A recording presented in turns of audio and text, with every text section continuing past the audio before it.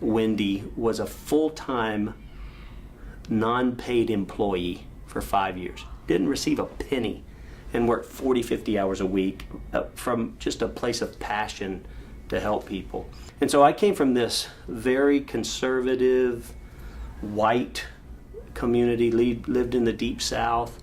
Segregation was just a given. Where I lived in a community that there were no African Americans at all. I'd play ball with them on a ball team, and that would be the limit of our interaction.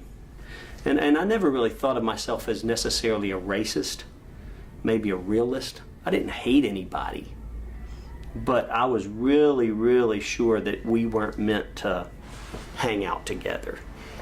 And so then I get in this, and I used to think racism really doesn't even exist and discrimination doesn't exist in the U.S. I've never felt it.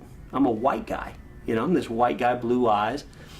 And so we start dealing with the Latinos, and all of a sudden I'm hearing these stories of a U.S. citizen who goes to a grocery store and the lady shortchanged him and he gets a little upset and challenges her. They call the police on him and they come and take him to jail because he can't show them proof of citizenship. And I was like, that would never happen to me. I remember we were driving in the country one day with my 2 girls and myself, and we get to this checkpoint, and right in front of me there's a Hispanic guy, and they take him, handcuff him, put him aside. I get up there. They look at me and wave me through. And my girls start screaming, hey, that's not right. They shouldn't do that. Why would they check him and not me? And I was going to turn around and say something, but my inspection was out, so I decided not to. But so I started seeing all this. All of a sudden now I'm confronted with somebody else's reality. I considered myself Latino. All my friends are Hispanic. All my employees were Hispanic. I speak Spanish every day at home, at work. I go home and speak English. I feel their pain. I see their reality. And because of that, my perspective changed greatly on so many of those. I think they're just humanity issues.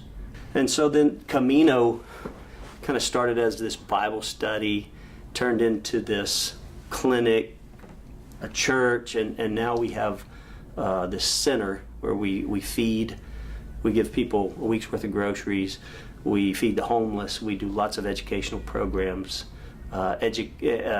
athletic programs. We do Zumba. I've tried. I'm missing a bone or a joint or something. I can't move like that. But to me, the beauty of the story is who is giving the help. Because a lot of times, I think from my perspective, again, I'm this Deep South, all my life, segregated, middle class, white guy.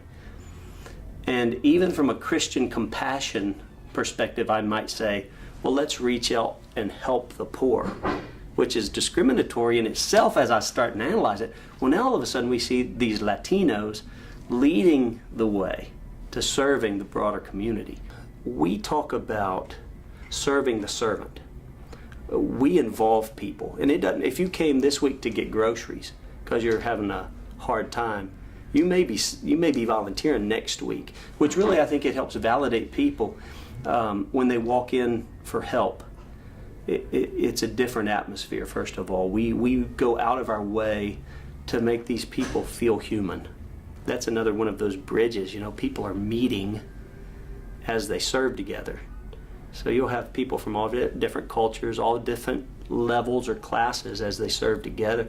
You'll have a millionaire standing by somebody that doesn't read and write real well, and they're serving somebody together.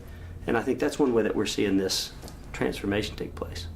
Money is not discriminatory.